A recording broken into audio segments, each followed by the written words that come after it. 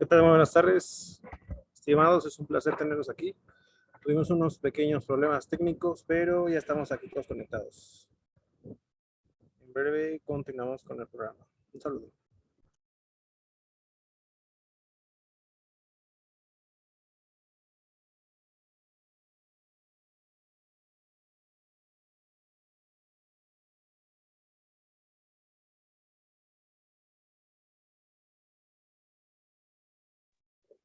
Buenas noches, buenas noches.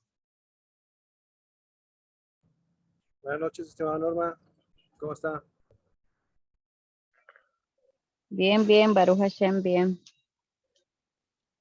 Buenas ¿Qué andamos noches. afuera? Buenas noches, señora Socorro. ¿Cómo está su madre? Mejorando, pero siempre complicadita con esa caída. Oh, sí. Para caminar y todo. Sí, voy saliendo de trabajar y me tocó visitar un pequeño pueblito cercano aquí a la casa, así que tengo paisaje aquí. Así vemos. Está bonito. ¿Qué tal el clima ahí? ¿No se mira caliente o sí? Sí, estamos a 33 grados, está bastante agradable. La mayoría de las personas están en short pants y andan pues muy a gusto. Por ahí Oh, ya veo muy que ya bien. está el rap Kevin Centeno, no sé si esté listo por ahí.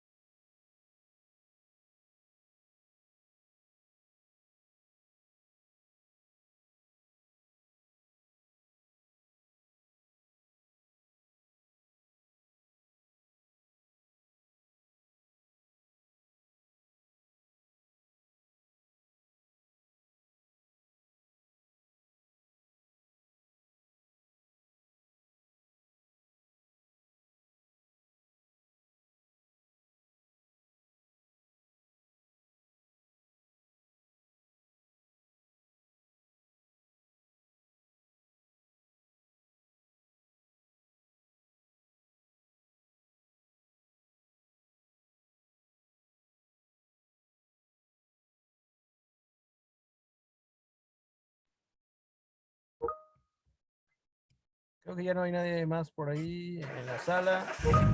Ya está por ahí el estimado rap Kevin Centeno, no sé si ya esté listo, el estimado rap.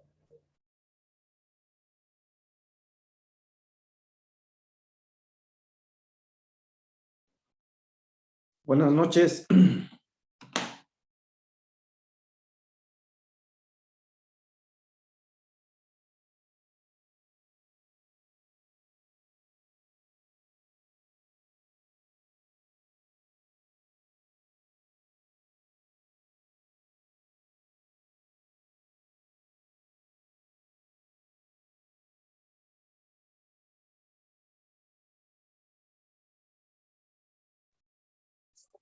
¿Qué tal? ¿Cómo están todos? La fundación Bien, avisa. bien, bien.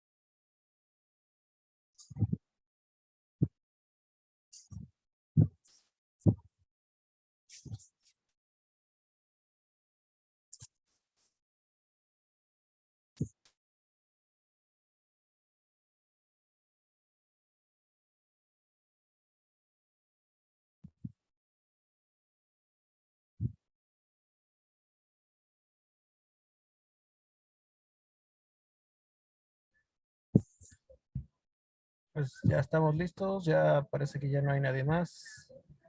Bienvenidos a esta nueva sesión con el estimado Rab Centeno. Parece que ya está listo y teníamos unos detallitos técnicos, pero ya solucionó y ya estamos transmitiendo en vivo.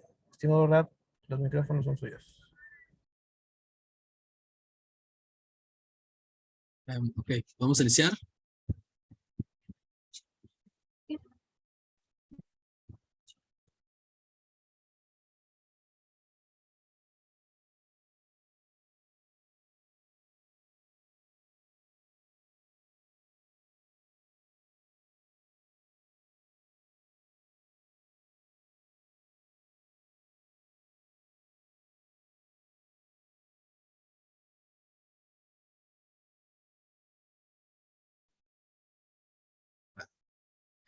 Eh, Buenas noches a todos. Muchísimas gracias a la Fundación Rahaim por esta, eh, esta clase que estoy auspiciando para que podamos estudiar un poco algunas ideas al respecto del tema de la profecía.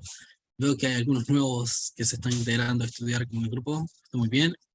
Eh, eh, Hay varias ideas que hemos venido abordando desde el primer principio y siempre la idea principal y el núcleo de este curso sobre los 13 principios es entender sobre cómo Dios está involucrado completamente con la creación, que en sí mismo la creación está totalmente nulificada, subsumida dentro de Dios, por así decirlo.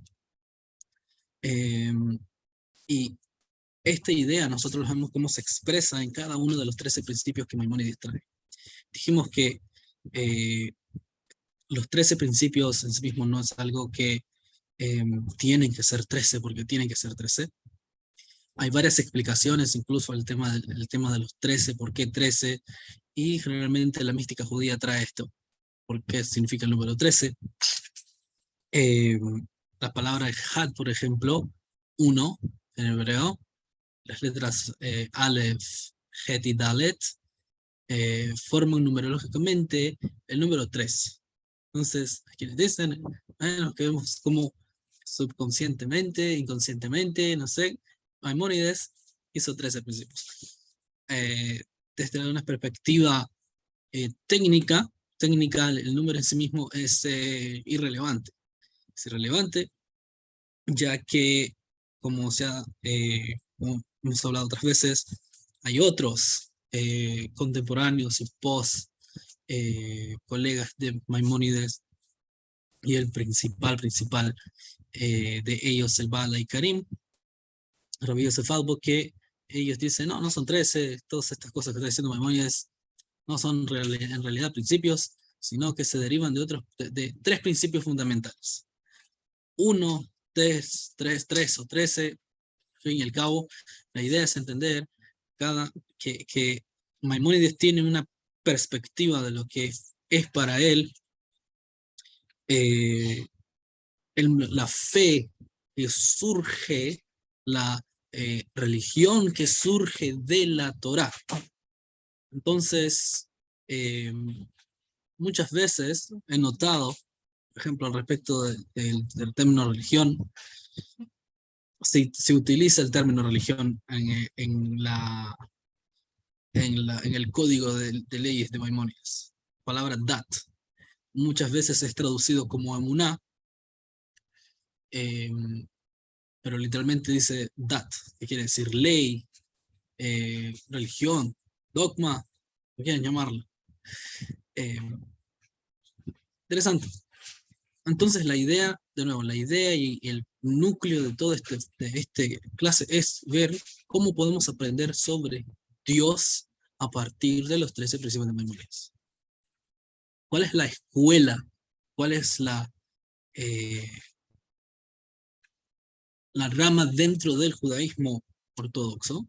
Se llama ortodoxo técnicamente hablando, es que agarra las ideas principales de la filosofía judía, que uno de sus grandes expositores es obviamente Rabbi Moshe ben Maimónides, toma las ideas principales de Maimónides, las ideas de los diversos y distintos pensadores del pueblo judío, toma las ideas de los sabios y rabinos maestros que estaban inclinados a la mística judía, y en algunos casos, en varios casos, lo que ocurre es que se armonizan las ideas de la filosofía judía, que entre paréntesis, ¿qué es la filosofía judía? Es utilizar el formato que fue la filosofía judía, ¿por qué surge? Es todo un asunto y no estamos en una clase de historia para que empecemos a hablar de ello. Pero es utilizar el formato de la filosofía griega para explicar temas que puedan ser racionalmente comprensibles y que puedan ser accesibles y entender la Torá. Sin embargo, la tradición judía tiene otra pensamiento, tiene otra escuela que es la mística judía. Esto está presente, lo vemos ya en el Tanaj, que hablan de Malachim, de ángeles, y hay un montón de elementos que son espirituales, metafísicos. Y la escuela que toma estas dos ideas, y hay ideas que no las toma, ideas que sí las toma, ideas que las analiza, es principalmente dentro de lo que es la mística judía, la escuela del hasidismo, y específicamente Hasidut Chabad. El nombre de Chabad hace referencia a este estilo de análisis de las fuentes y una explicación que al fin y al cabo lleva a un entendimiento más profundo y claro de qué es lo que está tratando de decir la Torá. Y la idea principal del hasidismo es revelar esa voluntad, esa divinidad dentro de cada uno de los temas de la Torá, pero de forma que no solamente se quede en un estado de entendimiento, sino que se puedan llevar a la práctica de forma concreta. Luego de esa pequeña introducción, que fue, digamos, en honor a los nuevos que estén entrando y quien esté viendo el video en YouTube, en Facebook, luego de eso vamos a ir al tema. En sí mismo estábamos hablando sobre los profetas, cuál es su misión, qué es lo que hacen, qué es lo que les ocurre principalmente. Vamos a seguir hablando del tema de la profecía y profundizando en ello cuando hablemos de la profecía de Moisés, que íbamos a hablar un poco otros detalles que no vamos a abarcar en este sexto principio, sino que lo vamos a dejar para luego. Esta es la tercera clase al respecto de este tema y la última clase. Luego estoy utilizando el libro del rabino para esta clase. Para esta clase estoy utilizando el libro del rabino Nosson Gurari, que explica de forma concisa y muy bastante accesible por lo menos a un público general, asimismo un público judío, hace accesible, digamos, de cierta forma las ideas. Hay varias ideas que están abstractas en el libro y él trata de explicarlas de la mejor forma que puede. Sin embargo, de nuevo, lo que está en el libro viene de fuentes que están en Hasidut Chabad. Ahora hay que entender algo. Respecto a Hasidut Chabad hay que entender algo. Hasidut Chabad no solamente es una cadena de desarrollo filosófico hasídico. Entonces, por un lado tenemos que inicia en siglo XVIII, con el Rabbi Shneur Zalman de Liadi, y Rabbi Shneur Zalman de Liadi, él genera una nueva escuela una nueva rama dentro del hasidismo, que normalmente analiza los temas sobre Dios, el mundo, la divinidad, el objetivo del mundo, varios temas que ya habían sido tocados y habían sido de cierta forma abordados por diversos filósofos judíos o místicos.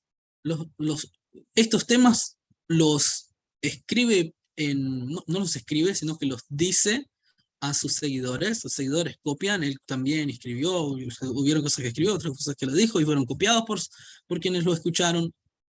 Y esto es impreso en Likutei Torah, varias explicaciones muy profundas, muy difíciles de entender a simple vista, porque utiliza un lenguaje también cabalístico, un lenguaje de la Kabbalah. Digamos, de una porción de la Torah toma una porción y explica ahí una idea. ¿Por qué es lo que viene a explicarnos eso? ¿Y cómo, qué tiene que ver con eso? ¿Qué tiene que ver? Sin embargo, cuando uno va al texto, puede ser oscuro el texto. Puede ser un texto difícil de comprender. Y hay varias cosas que las explica y las da por sentado. No explica cómo es que esa idea está construida de esa forma. La da por sentado. Entonces, ¿qué hicieron los otros Rebbeim, los otros maestros hasídicos?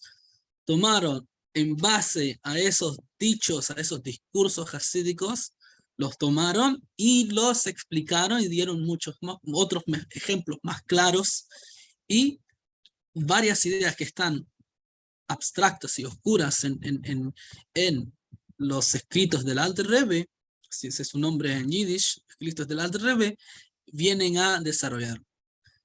¿Quién es uno de los que desarrolló? Luego tenemos a su hijo, que fue el que continuó desarrollando todas las ideas, y hubieron libros que también salió, el libro famoso que se llama Imre Bina. Eso por un lado. También escribió el Alter Rebbe el famoso libro, seguramente han escuchado hablar de él, el libro del Tanya, Likutei Amorim. El libro del Tanya, la primera parte, es una respuesta a las necesidades psicoespirituales o espirituales psicológicas del alma del judío. ¿Hay temas que tienen que ver, que son globales y universales en el Tanya? Sí, pero la primera parte del libro está dirigida precisamente al judío. Explica cuál es ese ADN espiritual del judío, cuál es cómo salir adelante y encontrar la luz en diversas situaciones en que se encuentra. Eso trata, digamos, la primera parte. Estoy hablando así muy en corto, no estoy específicamente hablando de ello. La segunda parte es un tratado que habla sobre la unicidad de Dios, que al respecto nosotros vimos algunos temas. Y luego tenemos otras 5 partes dentro del libro. Hay temas que son dignos de estudiarse con Bnei Noach, seguro que sí. Toda la segunda parte, el Rebbe dijo, Bnei Noach tiene que saber, tiene que conocer.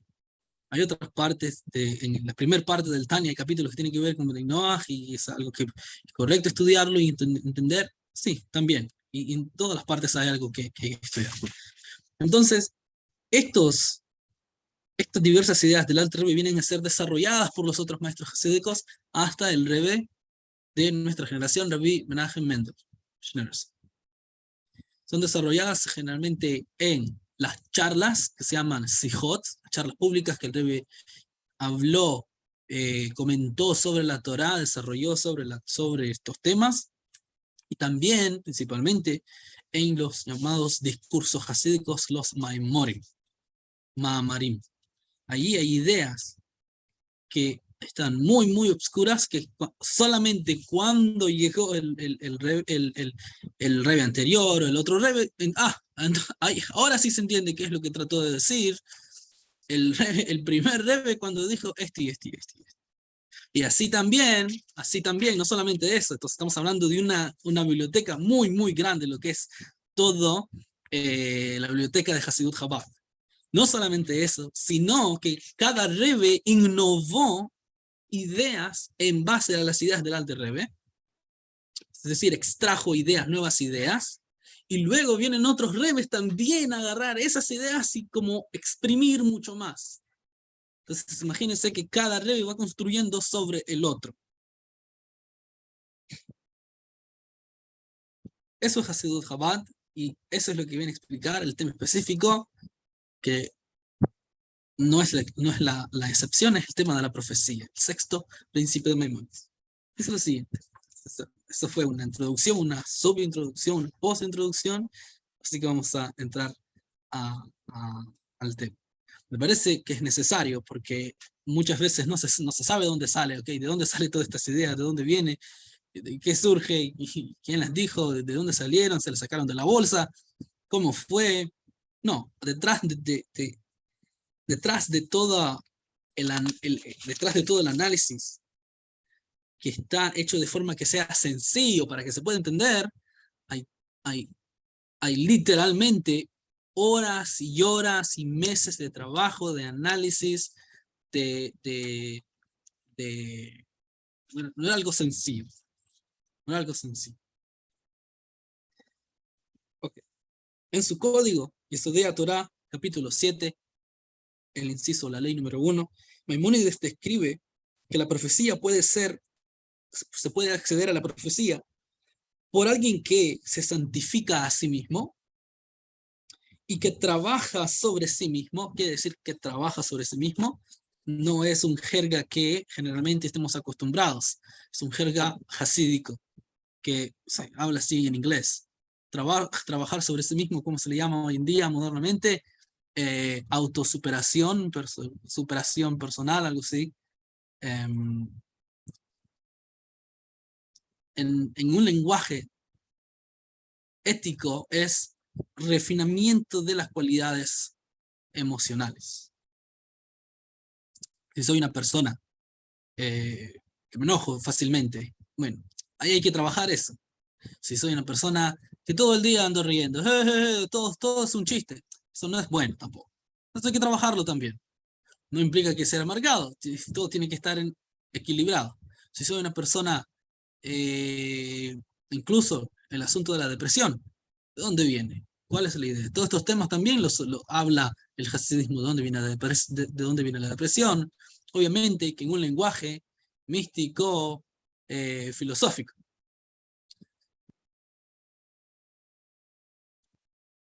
Entonces, trabajar sobre sí mismo significa refinarse. Hasta que su mente esté constantemente dirigida hacia Dios. ¿Por qué esto es así? ¿Por qué el profeta tiene que trabajar sobre sí mismo y tiene que dejar a un lado las tonterías y las cosas que... no andar... No, lo voy a decir de esta forma, soy joven, entonces tengo esta influencia. No ve memes en Facebook, no. Realmente es una persona que está enfocada en las cosas. No es algo simple. ¿Por qué es así? ¿Por qué tiene que ser así? Que Dios le revele a cualquier fulano, no importa que si trabaja. Revele y ya está. Si la profecía es una revelación de Dios, a través de Dios, la experiencia profética es que ocurre. Es por Dios que ocurre. ¿Cuál es la diferencia?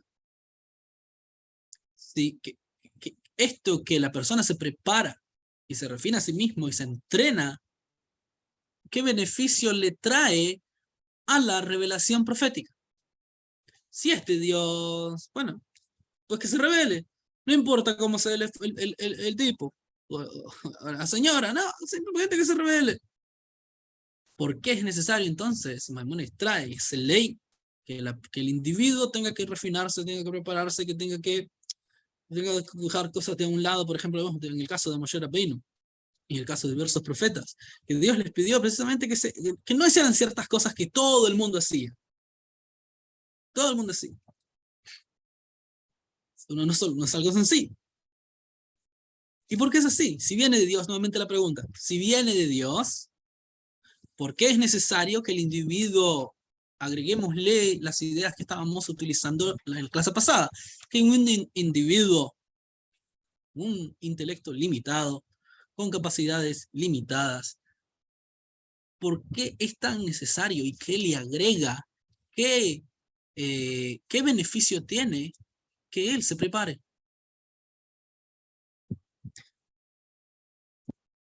Sigo preguntando.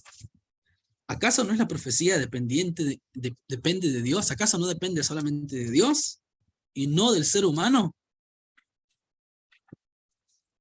Cada pregunta nos trae una nueva forma de cómo ver la problemática, cómo ver la idea.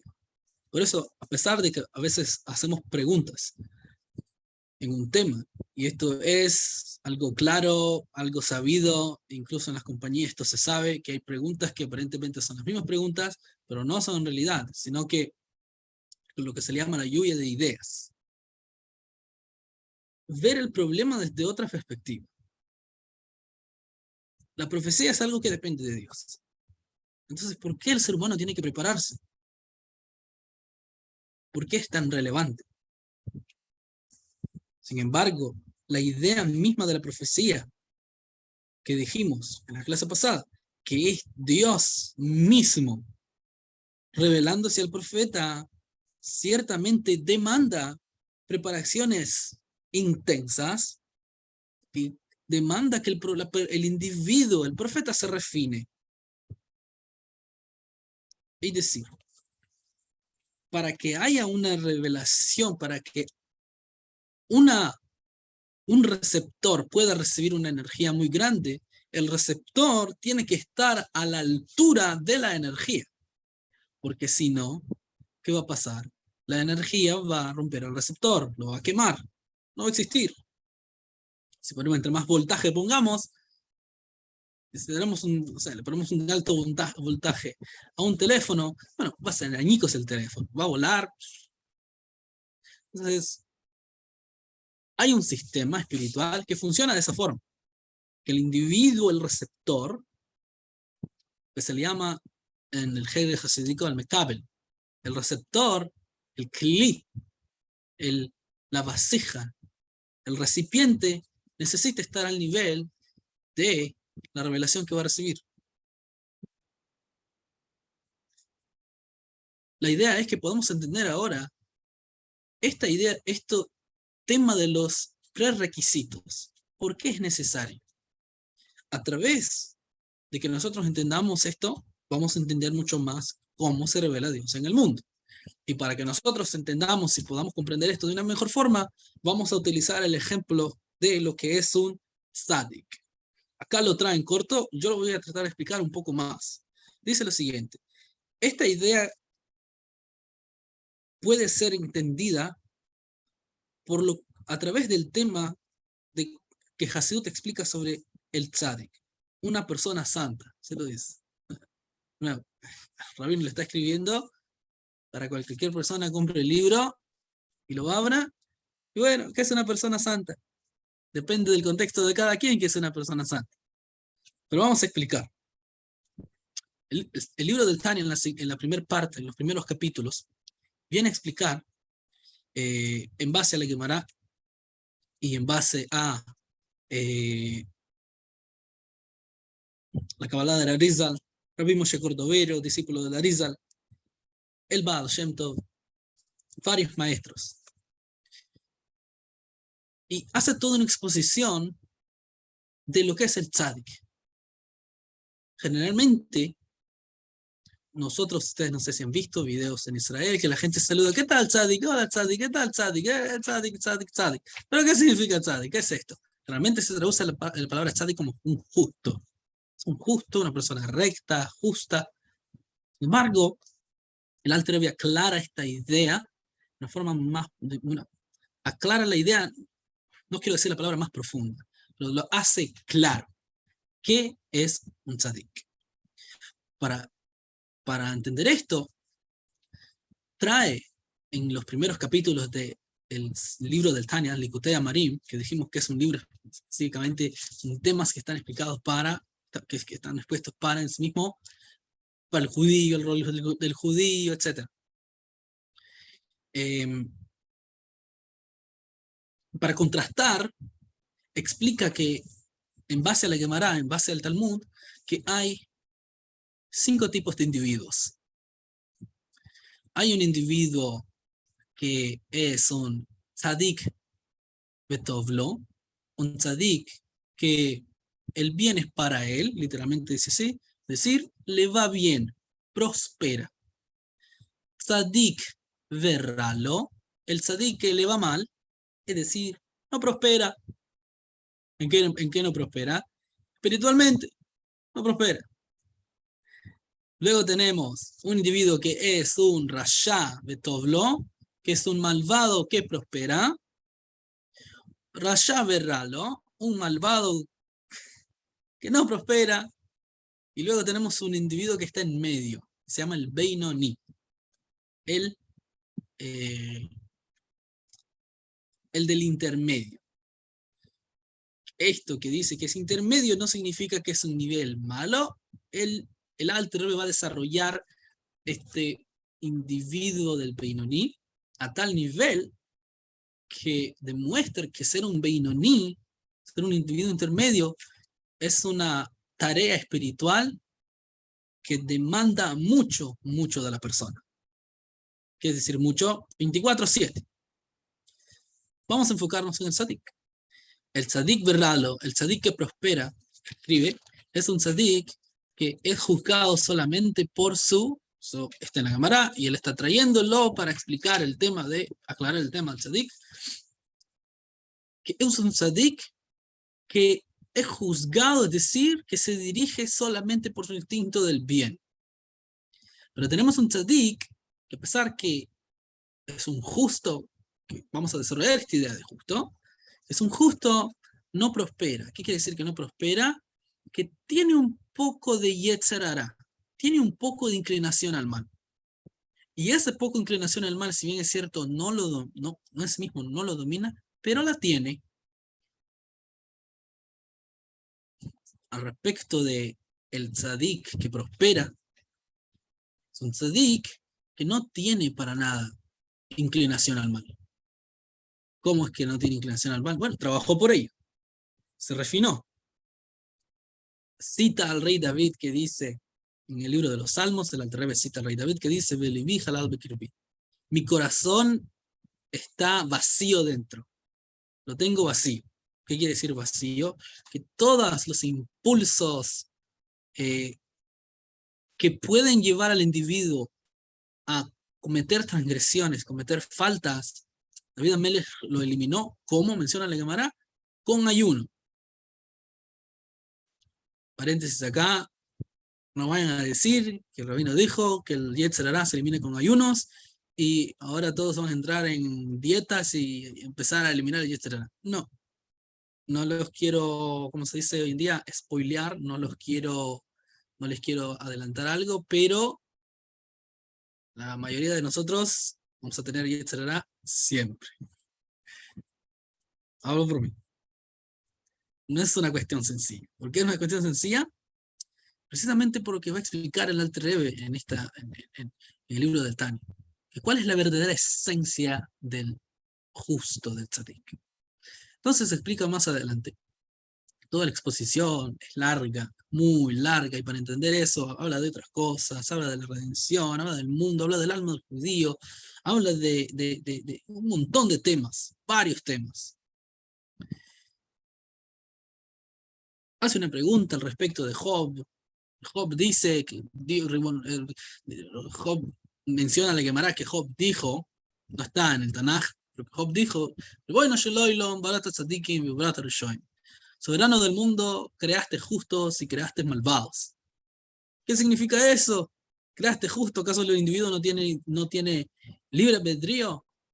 ¿Qué significa que un individuo nace justo? ¿Un individuo nace malvado? Entonces el Alter va a explicar todo esto. Entonces se explica que el término justo en sí mismo, que generalmente se entiende y que habla el Talmud, la parte legal de la Torá, la parte revelada de la Torá, se refiere a un individuo que, si bien es cierto, puede tener desaciertos en su vida, no es tan malo, no es malo en realidad. Es decir, tiene más cuestiones positivas, asuntos positivos, hace mucho más bien que las cosas negativas que hace. Entonces, en sí mismo, ¿cómo se debe entender la palabra tzadik en el aspecto legal? Y trae un ejemplo. Así como un individuo que va al juicio, es un ciudadano promedio, buen ciudadano, va a un juicio porque atropelló un perro, un ejemplo, no sé. Atropelló un perro. O es libre, le pegó, cometió violencia contra alguien en la calle. Bueno, va al juicio, miran su currículum, miran quién es, cómo se ha portado, y ven que la persona en realidad ha sido un buen ejemplo para la sociedad, y simplemente en ese momento tuvo un desliz. Entonces, al fin y al cabo, dice el señor juez, por decreto, simplemente tiene que pagar esto, pero está libre, no es culpable. ¿Por qué? Bueno, se porta bien la mayoría del tiempo. Ahora, que este individuo sea llamado no culpable, es decir, que sea inocente, no implica que él en su totalidad no tenga deslices y no tenga faltas. Quizás cuando sale a la calle es un individuo ejemplar, pero como se dice en Latinoamérica, como se dice, luz de la calle y oscuridad de la casa. Cuando sale a la calle, el individuo es ejemplar, todo el mundo dice, qué modelo de persona, qué feliz. Pero cuando llega a la casa es un desastre. Hace cosas productivas, genera buenas impresiones en el mundo, hace cosas buenas en el mundo, sí, pero ¿es un individuo completamente refinado? No.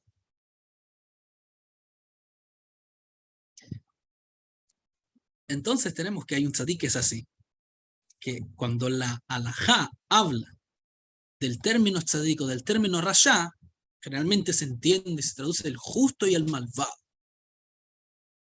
No tiene sentido traducir justo. Ahora no tiene sentido traducir justo o malvado. Porque ¿cuál es lo contrario, al menos en español, del justo?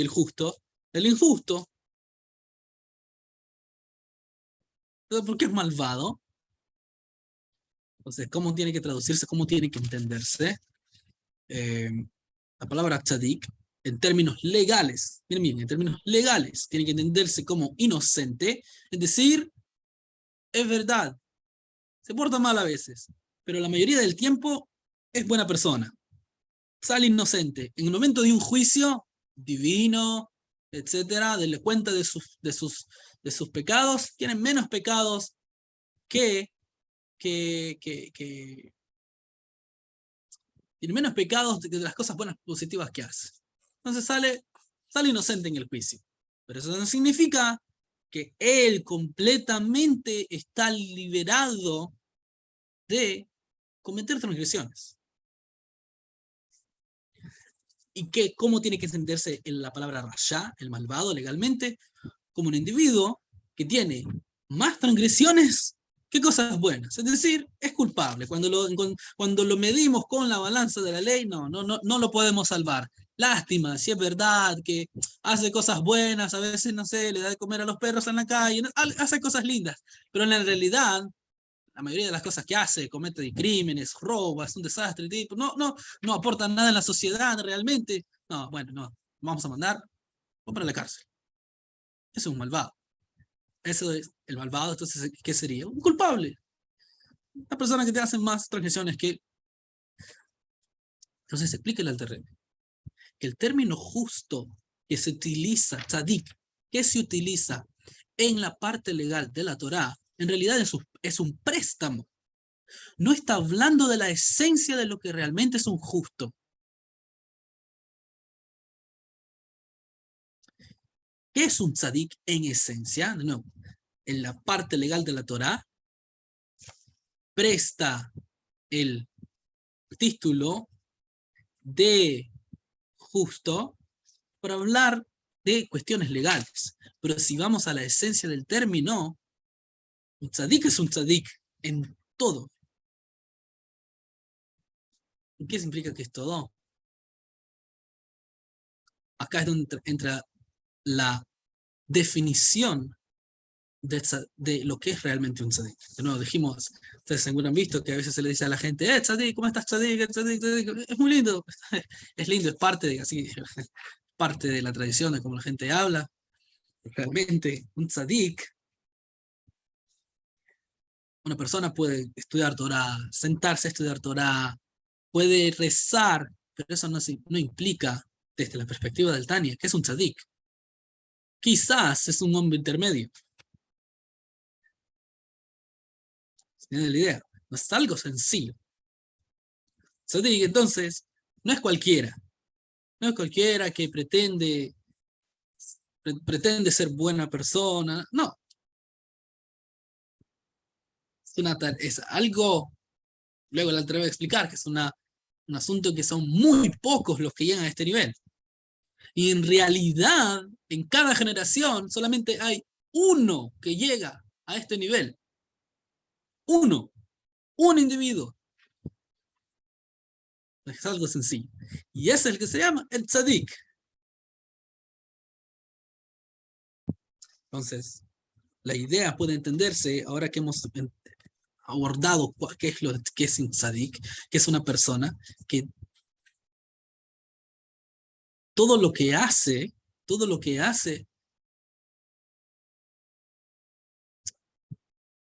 no tiene ego, no tiene yetzer, no tiene esa inclinación al mal, ese interés propio, no, está completamente raído de sí.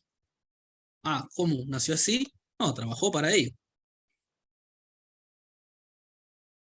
Entonces la idea puede ser entendida a través de lo que el Hasidut explica sobre un tzadik, un individuo santo. Ahora podemos entender mejor por qué dice el rabino, el individuo santo. Cuando una persona es descrita como un santo en términos judíos, significa que es completamente no egoísta y humilde. Y está dedicado a Dios, está tan dedicado a Dios que él es digno, merece, está en la capacidad de que Dios mismo se le revele. En el pensamiento judío, una persona no es considerada santo por sus habilidades para hacer milagros o porque pueda ver el futuro. Si bien es cierto, el tzadik puede hacer estas cosas, sí. ¿Es eso lo que lo define como tzadik? No. No es eso lo esencial en él. ¿Por qué? Porque también la gente puede irse a hacer macumbas y medio ver el futuro. Eso no lo hace especial. Sino que una persona santa es aquel que ha nulificado absolutamente su ego. Es un gran trabajo. Lo que hace una persona santa no es en la manera, no es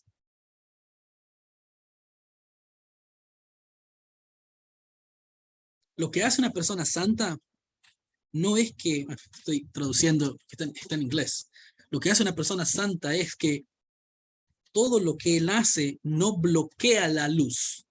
Es decir, no bloquea la voluntad de Dios en él.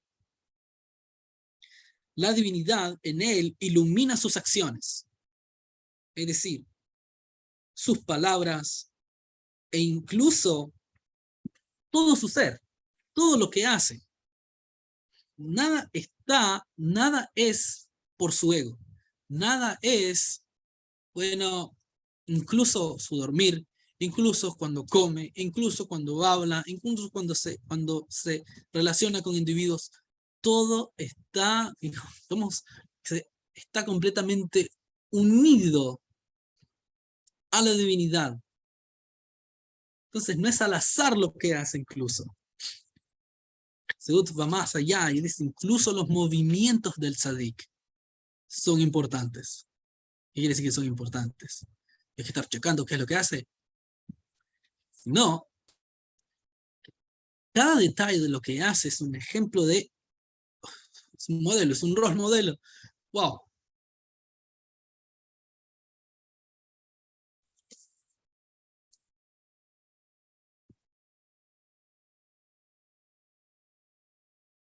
En realidad, ahora qué pasa, podríamos pensar, wow, qué especial es este individuo. Pero en realidad, esta misma divinidad reside dentro de cada ser humano. Este mismo nivel de divinidad reciben todos. ¿Cuál es la diferencia? El ego que se encuentra en cada persona cubre esa divinidad y lo deja dentro.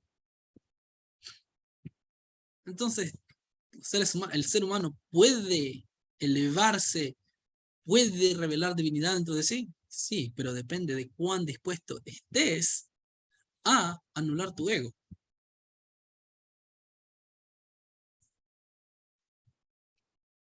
Se hace mucho énfasis en Hasidut Chabad de enseñar la Kabbalah desde su significado literal, que quiere decir recepción.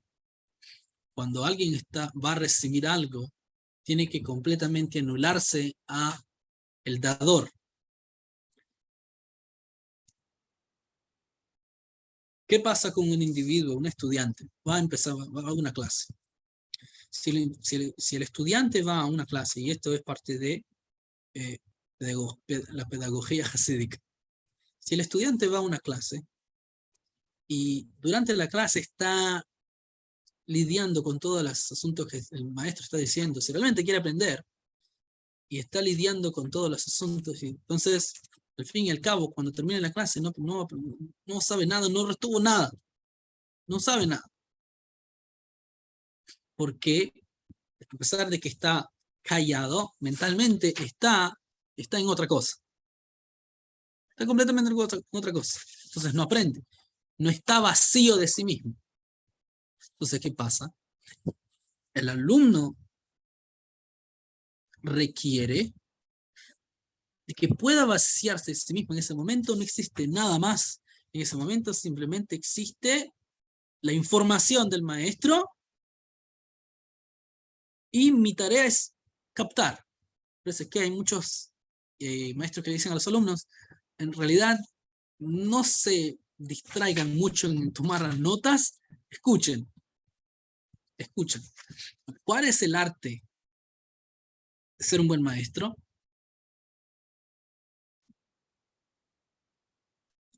Hacer que el individuo, el alumno, de sí mismo pueda anularse. Es decir, provocar que se anule.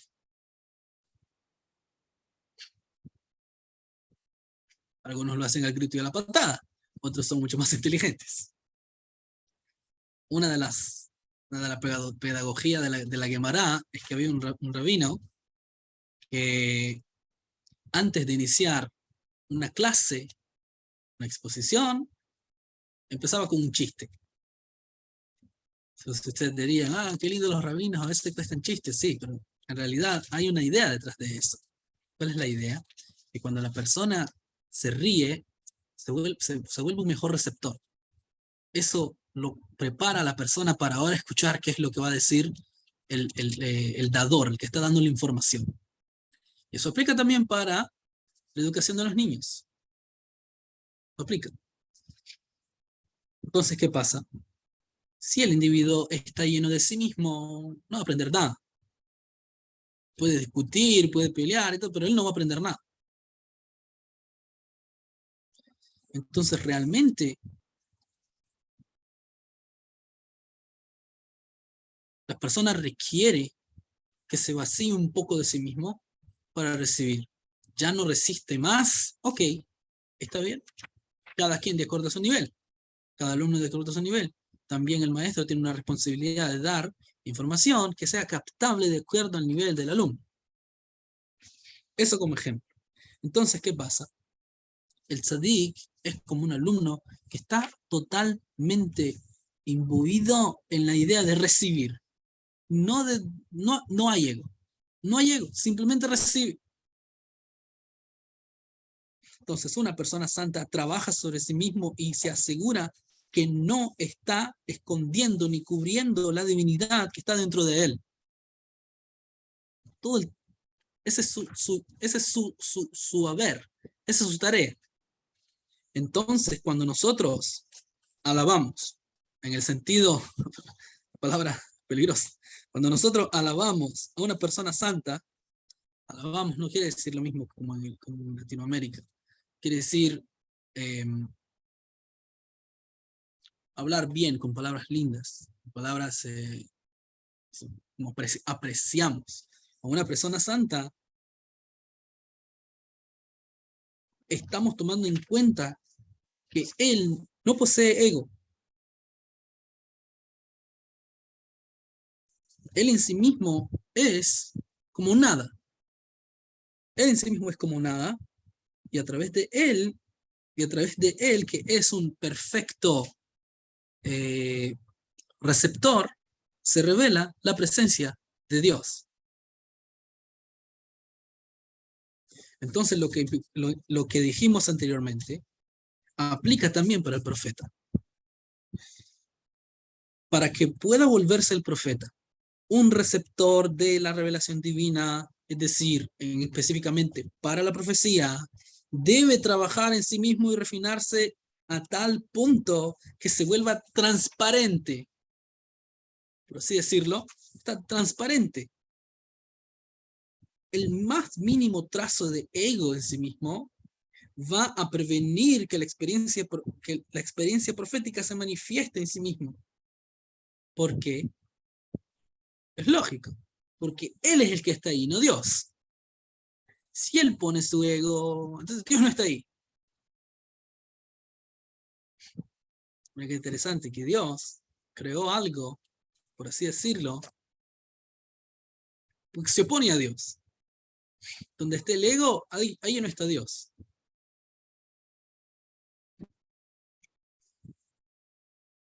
Por eso es que el Talmud describe lo siguiente, una frase muy fuerte. El Talmud describe que Dios exclama, Dios dice, yo y una persona arrogante no podemos habitar juntos. Es decir, ¿qué quiere decir una persona arrogante? Solamente una persona arrogante.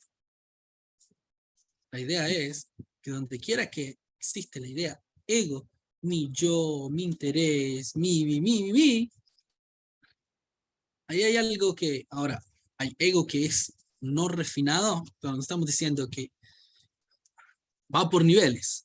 ¿Hay egos que no son refinados? Seguro que sí. Como las personas no sé, que están en una línea esperando en el banco y empujan al otro y se le meten en medio de la línea, eso no es refinado, obviamente. Pero el ego puede la persona refinarse hasta el punto que incluso aunque no haga acciones egoístas, pero incluso hay ciertas cosas que huelen a ego. Huelen a ego. Como por ejemplo, ayer escuchaba en una clase de unos de los rabinos acá, que va al nivel tal, que dejamos una persona que va a dar tzedakah, que va a dar ayuda social, caridad, y hay varios niveles, y mayor nivel es, uno de los niveles es que la persona lo dé sin que nadie se dé cuenta. Pero, ok, la persona lo da. desde el punto de vista revelado de la Torá. Es decir, desde el punto de vista legal, esa persona, muy bien, bárbaro, sos uno excelente. Desde la perspectiva mística de la Torá, la parte de la profunda de la Torá es más, demanda más de la persona. ¿Por qué? Entonces haces estas preguntas. Cuando diste esa tzedakah en secreto, ¿te sentiste bien? ¿Te golpeaste, te diste unas palmaditas en el hombro? O sea, el ego no es ego en bruto, pero huele mal. Llega a tal nivel que la persona incluso hace que la gente sepa que él se da acá en secreto. O sea, es tan fino que ¿cuándo va a ser refinado ese ego? Con la llegada del Mashiach. Es otro tema, que no lo hemos tocado. Entonces, en contraste, el tzadik es todo lo contrario. Y el profeta tiene que también prepararse de ese tipo de forma, que pueda refinarse para que pueda ser un recipiente completamente transparente para poder revelar la información divina, que es la profecía. Y es por eso que en sí mismo la profecía es una revelación de Dios dentro del ser humano y a través del ser humano. Entonces, como siempre, volvemos al punto principal. Al fin y al cabo, la profecía en sí mismo habla más de Dios en sí mismo, y es en sí, Dios es el propósito de la profecía y no el profeta en sí mismo. Entonces, al fin y al cabo, vemos nuevamente que Dios está involucrado con la creación, quiere comunicarse con la creación. Es una de las formas que habla sobre la infinitud de Dios. El infinito se revela dentro de lo finito.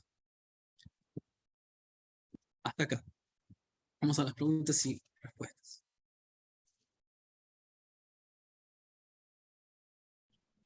Muchas gracias, Rap. Alguien que tenga por ahí bonita, la estimada Alicia. Adelante. Sí, buenas noches, Rap. ¿Es incorrecto decirle a una persona Sadi cuando se saludan? No, es algo que es aceptado. Algo que es aceptado. No es malo. Está bien. Está bien hacerlo, es algo que es socialmente aceptable. Lo que nosotros hablamos es desde la perspectiva profunda de la parte de la Torá, la profundidad de la Torá. En la realidad, tzadik no es cualquiera. También enseña Hasidut que las personas son tzadikim en potencia. Porque todos pueden alcanzar. Pero en la práctica, ahí es el asunto. ¿Entiendes? Entonces no hay problema. Tú no puedes ser tzadik, ¿verdad? Porque desde la parte legal de la Torah, una persona que se comportó bien, que hace actos de justicia, entonces es una persona, un modelo. No hay ningún problema. Gracias.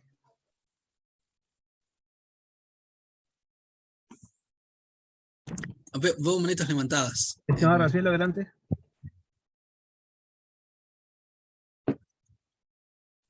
Buenas noches. Buenas noches a todos. Gracias. Excelente lección, Rabino.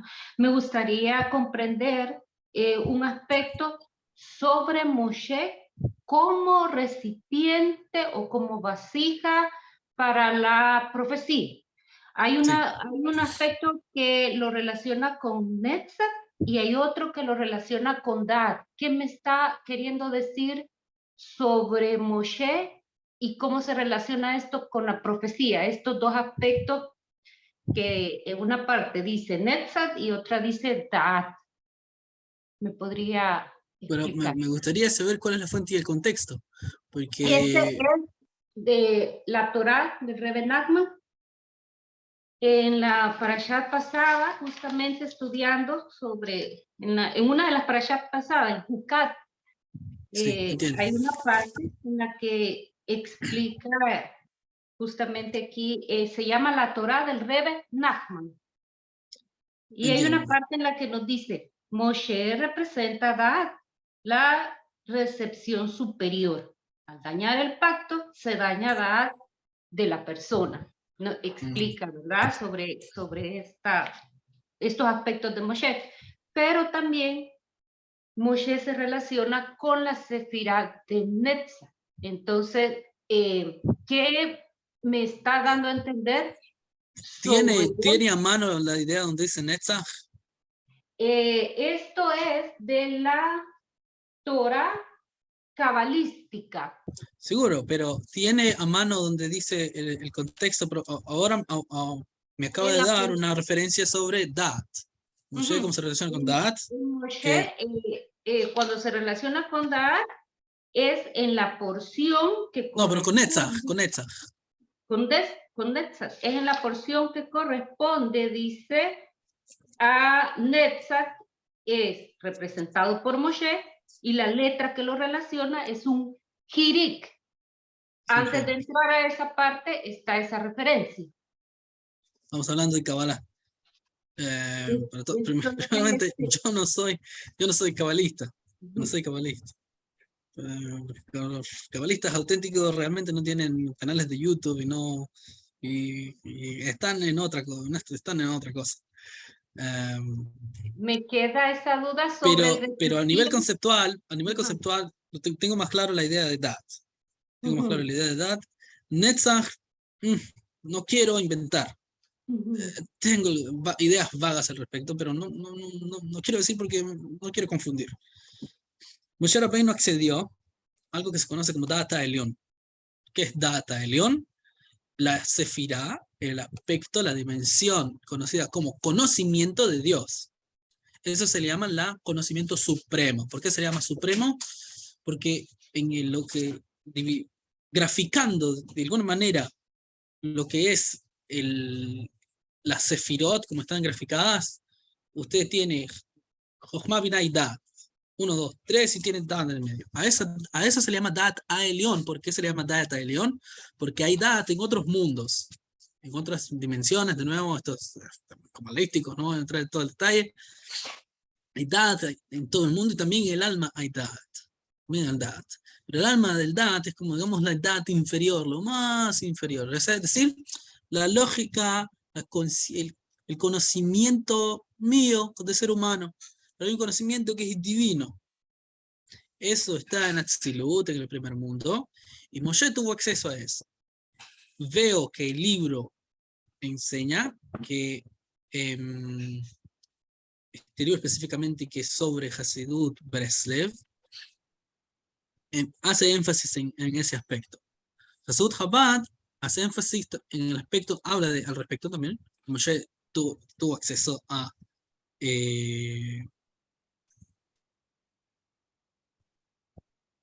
Data Elión. Normalmente a esa sefirá en el mundo de Atzilut es que se le conoce como Dat o Data Elión. En el Zohar se le llama Da'asa Elión. Usted, si escucha alguna clase, puede escuchar que dicen Da'asa Elión, que es la forma ashkenazí como se pronuncia. Moshe tuvo acceso a eso. Moshe tuvo también acceso a otras sefirot.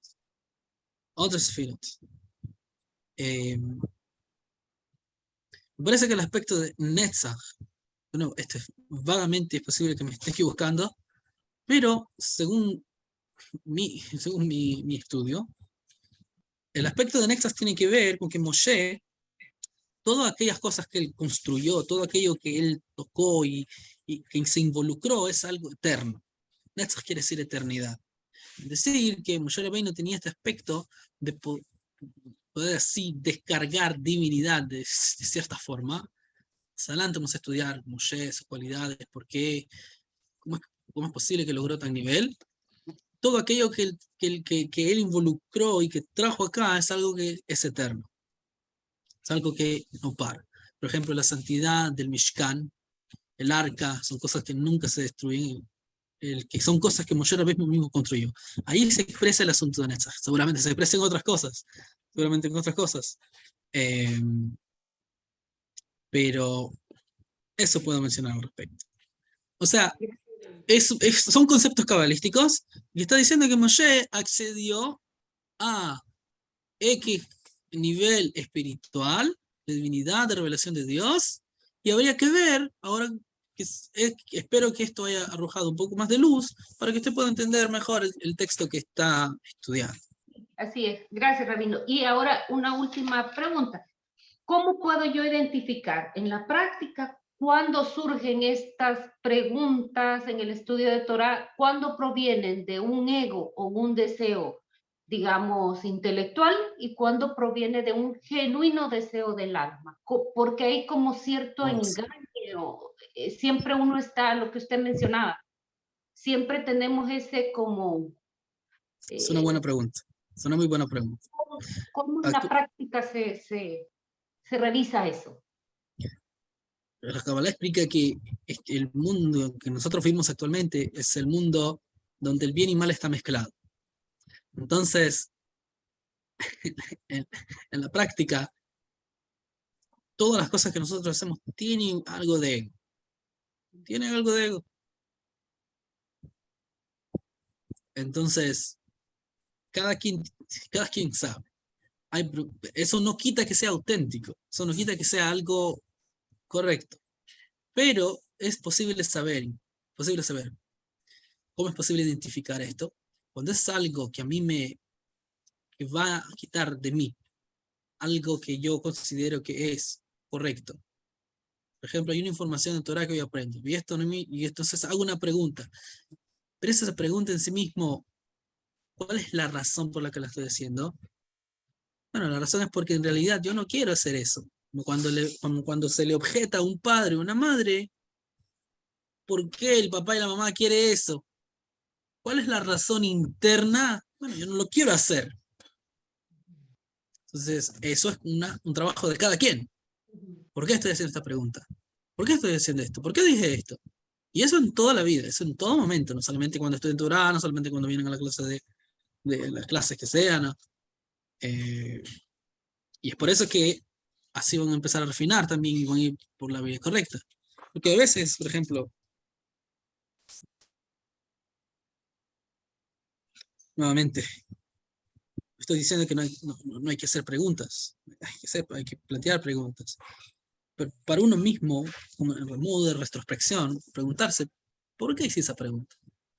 ¿O por qué dije tal y tal cosa? ¿Por qué dije tal comentario? ¿Por qué hablé y dije tal y tal cosa? ¿Lo hice para hacer relucir mi persona?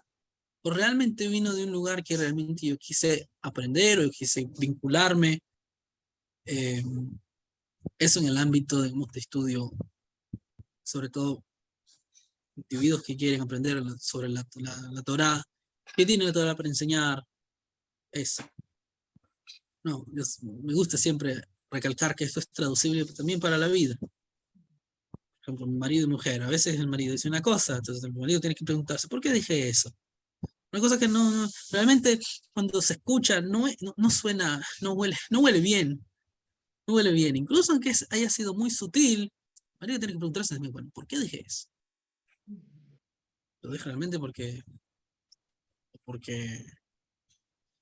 la mayoría de los casos se va a encontrar que en realidad es ego.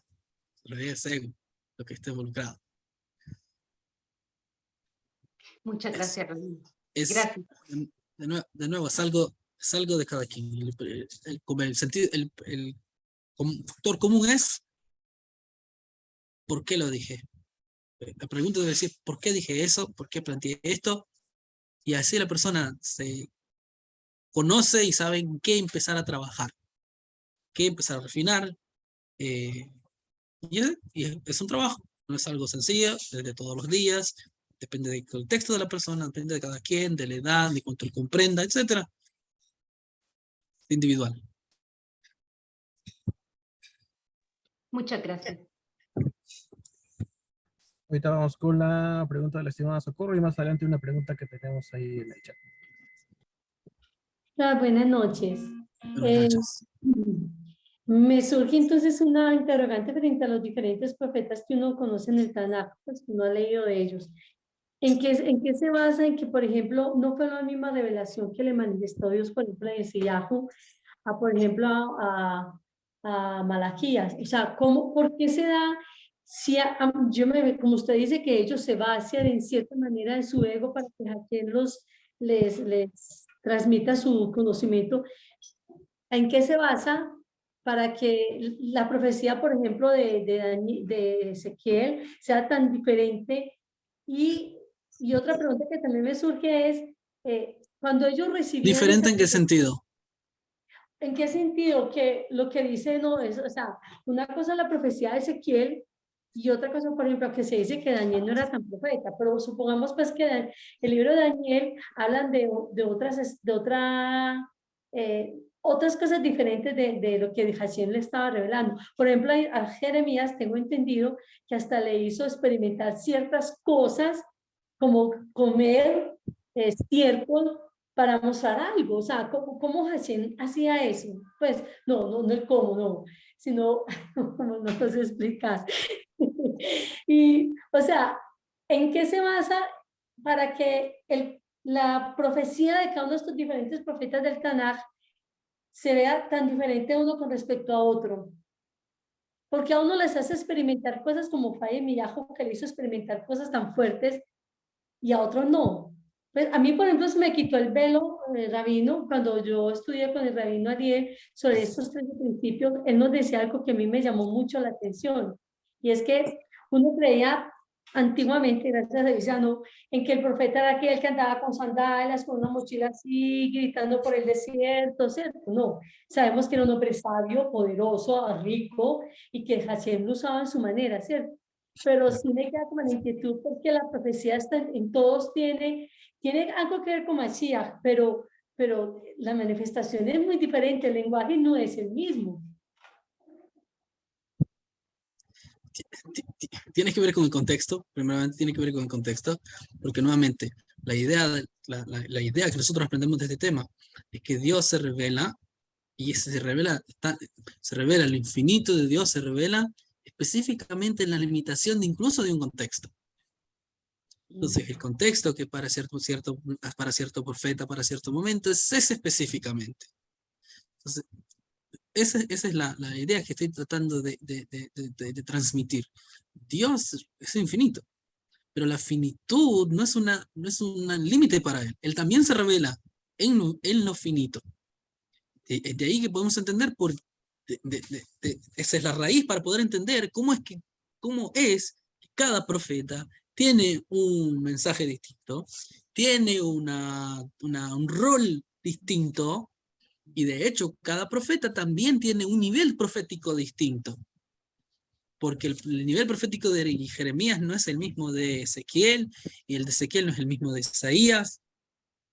Los sabios hablan en la Gemara que hay profetas que miraban, digamos, tenían una profecía mucho más elevada, otros tenían una menos elevada, algunos la miraban como borrosa, otros que la miraban más clara, otros que estaban como, dan el ejemplo de el profeta, no recuerdo exactamente el nombre, pero el profeta tal es como una persona que estaba acostumbrada a ver los palacios del rey. Es decir, ¿qué quiere decir eso? Que el conocimiento de divinidad, de niveles de divinidad, era algo normal para este profeta. Entonces, debido a que él estaba acostumbrado a ver los palacios del rey, es decir, cómo Dios se revela en el mundo y los niveles espirituales también, etcétera, etcétera, entonces el nivel de profecía que él tenía era un nivel de profecía, digamos, no es lo mismo que el rey hable desde la ventana de su palacio, como que estar dentro del palacio y escuchar al rey.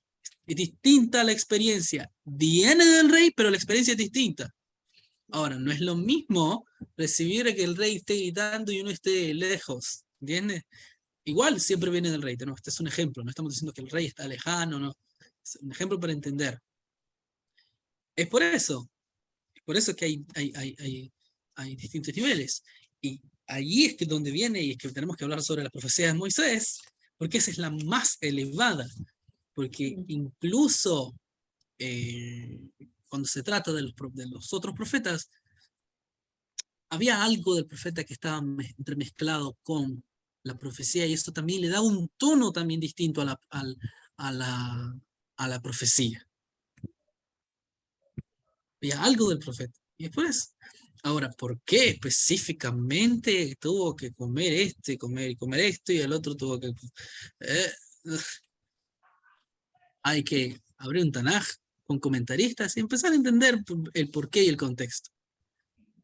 Entonces, nosotros lo que estamos haciendo es viéndolo desde, digamos, desde un satélite, el porqué, desde un satélite. Los detalles y los pormenores, eso toma más tiempo y requiere, obviamente, de estudio.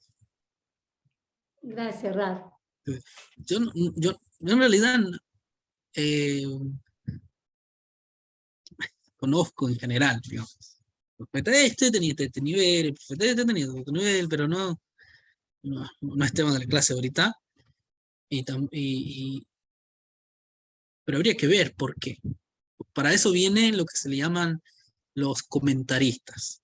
Para aclarar eso, los comentaristas. Lo que estamos, de nuevo, lo que estamos viendo es un mapa, viendo desde un mapa el porqué de las cosas. ¿Cómo es? Luego que ya se entiende, que Dios también se puede revelar en las limitaciones de un contexto. Ok, vamos al contexto para entender el contexto. Entonces ahí habría que estudiar más. Espero que haya respondido a la pregunta. Sí. Sí, Rabino, muchas gracias. Muchas gracias. Rabino, tenemos una pregunta en el chat, bueno, dos preguntas. Una persona que dice que si el malvado podría ser considerado traidor, y la otra pregunta es si el ego es Claro parte que de sí. la falta del avance y del desarrollo de la persona. Lo tengo acá. ¿El ego es en parte nuestra falta de avance y desarrollo? No. Primero, malvado podría ser traidor. Decir, un traidor puede ser considerado malvado. ¿Traidor en qué sentido? Es una palabra muy amplia. Porque hay gente, por ejemplo, hay esposos que se enojan con la esposa porque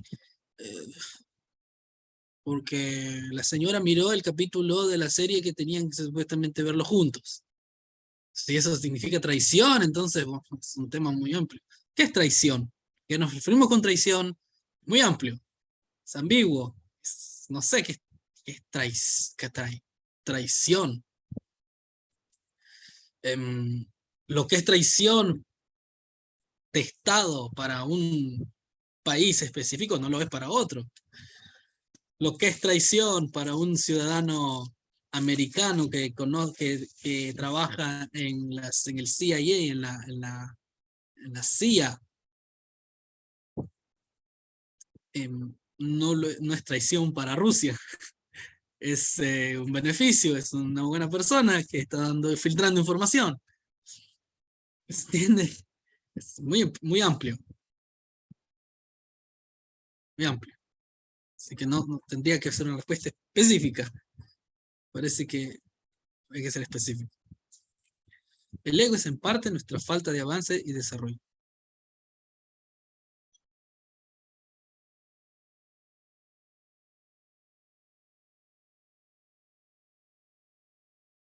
El ego, yo lo pondría de esta forma. El ego detiene a la persona que avance y desarrolle. Pero de nuevo, avanzar en qué y desarrollarse en qué.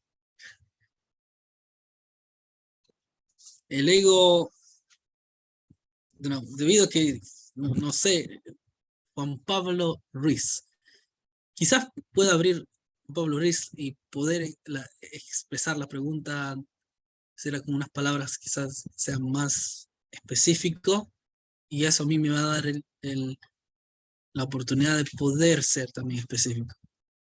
Sí, gracias, buenas noches, Rap. Más que pregunta, es más bien una aportación al estudio, a las afirmaciones que nos ha estado compartiendo, de que muchas veces el ego, nuestro ego, en parte nos entorpece nuestro propio crecimiento. Por ejemplo, yo hablo en mi testimonio de mí, ¿no? O sea, y hace rato en la pregunta que le hacía, no sé si Raciel o Socorro, ¿no? Una de las preguntas acerca de de, por ejemplo, cómo este ego me ayuda o no a mi crecimiento, por ejemplo, del estudio de la Torah, de la Tanakh. Si yo lo hago, ahorita estaba pensando en esto, si yo lo hago desde mi perspectiva, haciéndolo como un niño, como cuando uno apenas empieza a leer y escribir, uno lo hace con ese entusiasmo, esa alegría, que no pareciera que no hay ni una sola malicia, aunque bien afirma usted que sí hay una parte de ego, o sea, porque en este mundo de oscuridad está mezclado el bien y el mal, o sea, de alguna manera a un pequeño, a un infante, aún en su inocencia, sí hay mezclado esa parte de ego, pero tiene una, ¿cómo decirlo? Una inquietud por conocer y por eso es que le da ese gusto por aprender, pero ya una vez que somos adultos, que empezamos a crecer, esa necesidad o esa querer aprender, de querer aprender y preguntar, a veces lo hacemos por querer sobresalir sobre los demás, no sé si me explico en esa parte. Y es ahí donde a veces nuestro ego dice, al yo conocer más de Torah o de Tanakh, quizás me pueda sentir hasta más, mucho mejor que más mis compañeros, porque siento que avanzo más, porque sé que sé más, pero en realidad mi ego me está impidiendo realmente un avance. Conozco, pero el hecho de conocer no significa que sea más sabio en el conocimiento de Torah. Esa es mi aportación. Y comparto, comparto las mismas ideas. Realmente quiero agregar que eso no solamente aplica para el conocimiento de Torah, aplica para cualquier otro conocimiento. Si yo voy a irme de frente y voy a pasar llevándome a todo el mundo con mi intelecto, entonces, al fin y al cabo, mire, lo interesante de este intelecto, aparentemente algo que es intelectual, tiende a verse de forma superficial como, wow, ahí no hay sentimientos. No hay sentimientos. Pero en realidad no. En realidad no. ¿Por qué la persona intelectual, la persona, no es intelectual, por qué la persona que adquiere conocimiento intelectual hace resaltar ese conocimiento intelectual? Porque le gratifica. ¿Y qué es eso? Es sentir. Se siente a sí mismo. Entonces no está despojado de sentimientos, no está despojado de ese ego, es el ego, al fin y al cabo. Entonces, en este aspecto, se entiende mucho mejor que la persona que quiera avanzar como ser humano divino, desarrollar la divinidad nata que posee. Ese desarrollo en todas las áreas de la vida, si yo quiero desarrollar amor con mi pareja, tengo que eliminar, tengo que ser menos egoísta. Si yo quiero desarrollar una buena relación entre maestros y alumnos, tengo que ser menos egoísta. En el trabajo, en la zona laboral, también tengo que ser menos egoísta. Y entre más hay un cúmulo de individuos en un sector, ahí hay que ser menos egoísta. Y es una tarea difícil y es un desafío, porque Dios precisamente nos tira a nadar en la piscina de la vida. La tarea del individuo es involucrarse con los asuntos triviales, mundanos. Una de las cosas que explica el Rebbe al respecto de la parashá de la semana, parashá Matot, la forma de es que Rubén y Gad, ellos querían vivir al lado después del río Jordán, del Jardén, porque ahí era buena tierra para dedicarse a ser ganaderos, de todo tipo de ganado, vino, lana, etc. ¿Y esto por qué? Porque sus antepasados, estamos hablando de sus abuelos, ellos se dedicaron a esto. Los hermanos de José, todos eran pastores. Y José no era pastor.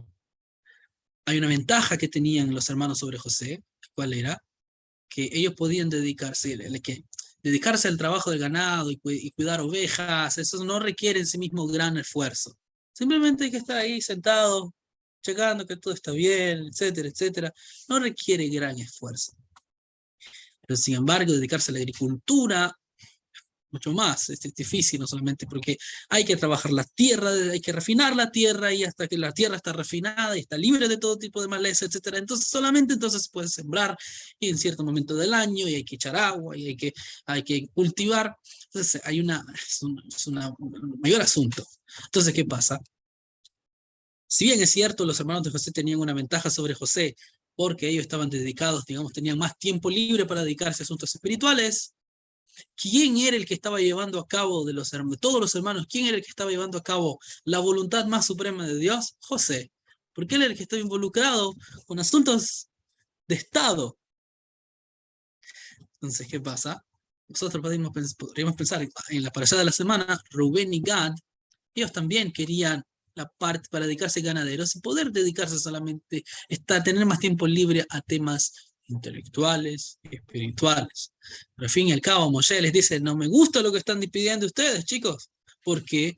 Porque todo el asunto de que la gente llegue a conquistar la tierra de Israel y hacer de la tierra de Israel una morada, un lugar santo, y no solamente santo, sino que si ustedes ven, la tierra de Israel no escapa ningún detalle de una voluntad suprema de Dios expresada en mandamientos.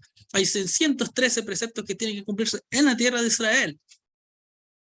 Es decir, ustedes hubieran pensado que Dios quería que el pueblo judío fuese a una tierra para que todos se postrasen y solamente se dedicasen a eso. No, el postramiento y ir al templo solamente la peregrinación era algo solamente de 3 veces al año. El resto del año había que estar cumpliendo preceptos en la tierra misma. De ahí aprendemos algo, como enseña el Hasidismo, que la razón por la cual Dios creó el mundo es precisamente para que nos creó a nosotros, es para que hagamos del mundo una morada para Él. Por ende hay que involucrarse en el mundo. Y es difícil, cuesta, hay que sudar, y tiene que hacerse de forma individual y colectiva a la misma vez. Miren, no sé si ustedes están fijados, pero por un lado nosotros somos individuos, pero por otro lado somos parte del colectivo. Hay una fuerza dentro de nosotros que nos empuja a ser simplemente islas, pero Dios nos hizo de forma que todo el tiempo seamos dependientes uno del otro. Incluso alguien que vive solo no puede solamente vivir y existir sin comer, sin asearse. Es decir, que el ser humano fue creado independiente para que esa individualidad que es nata en el ser humano aprenda a usarla para el bien del colectivo. Entonces, cuando se trata del bien del colectivo, es allí donde hay que eliminar el ego, y para que pueda haber avance en la sociedad, avance en el matrimonio, avance todo, cada uno de los detalles de la vida. Esto aplica para la espiritualidad y esto aplica también para lo material.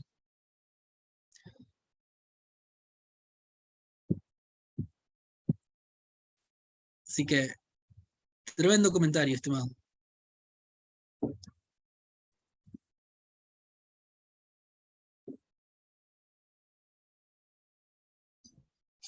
¿Alguna otra preguntita por ahí? Creo que ya no hay preguntitas, Rab. Muchas gracias, Rab. Cada clase que tomamos con usted, la verdad es que es muy impresionante. Terminamos con más aclaraciones, terminamos con más dudas también, que creo que todo es bueno, ¿no? Tanto ampliar el conocimiento como quedarse con ciertas dudas que a lo mejor no se resuelven en el momento, a lo mejor no se resuelven al día siguiente en el chat, a lo mejor se resuelven en la siguiente clase, o tal vez nos quedemos mascando durante la noche, durante el día, pero a fin de cuentas yo creo que ese es el objetivo, no quedarse con esas dudas. Muchas gracias, ¿verdad? Porque siempre está ayudándonos a crecer y a ser mejores. Uno de mis rabinos decía, cuando yo le lavaba, luego que daba la clase, yo lo lavaba y le decía, wow, qué clase, y me decía, bueno, yo no inventé esto, simplemente estoy transmitiéndolo. Yo no lo inventé, no salió de mí. A veces todo mi propio análisis de los temas que yo he estudiado, y bueno, espero que esto ayude para poder entender sobre todo la grandeza de Dios. Dios está involucrado en el mundo. ¿Qué es lo que pide de nosotros? ¿Cuál es nuestro rol? Y eso es lo más importante. la acción es lo más importante. Así que todo lo mejor para ustedes. Tengan una linda noche y Gracias, Rab. nos vemos la próxima semana. Gracias, Rabino. Muchas gracias. Buenas noches. Saludos a Bendiciones. todos. Buenas noches a todos. Buenas noches. Buenas noches. Shimona. Bye. Gracias, Rabino. Buenas noches. Shalom, shalom, Rabino. Shalom a todos. Shalom, Rabino, shalom. Gracias. Rabino, una pregunta, perdón. ¿Cumplía usted años? Yo nací el 25 de julio de 1996. Sí, entonces, sí, según el calendario civil. Ya tarde. ¿Ah?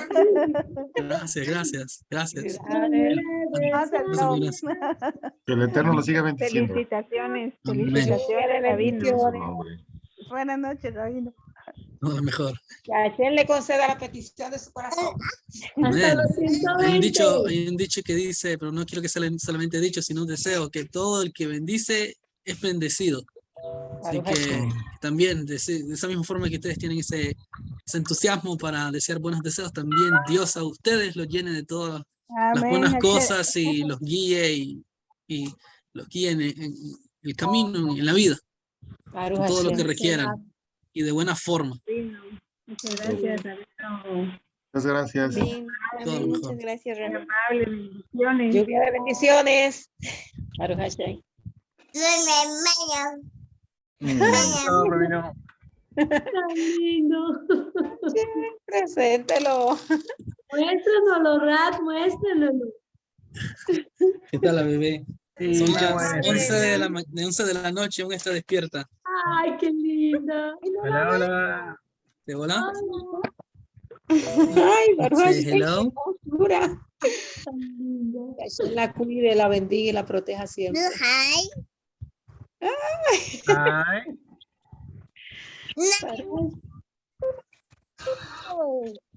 Ay, linda. Mashiach now. Okay, buenas noches. Todo lo mejor. Preciosa. Muchas felicidades, Rap. Está de Por cumpleaños usted, el por esta 28. pequeñita. Muchas gracias, bendiciones, Rab. Cumple 2 años el 28. Ah, qué linda. Ay, que Vamos Dios la tú. bendiga. Vamos tú. Inglés que habla. Ay, ay. Muy gracioso, que la Está bendiga. tocando la pantalla. La pantalla del laptop es táctil, entonces le gusta tocar. Ajá. Dice bye bye. Linda. Dice bye Ay, bye. qué linda, Dios bendiga. Bye bye. Dice bye bye. al Shalom, público. shalom. Shalom, shalom. Dice shalom. La top. Laila top. Bueno, todo lo mejor. Gracias. Felicidades. Lo compartimos. Ya lo Bye, podemos bye. descansar, ya son las 11 por allá con ustedes. Y Gracias, saludos a buenas todos. noches. Gracias a todos. Gracias. Baruch Hashem. Bye.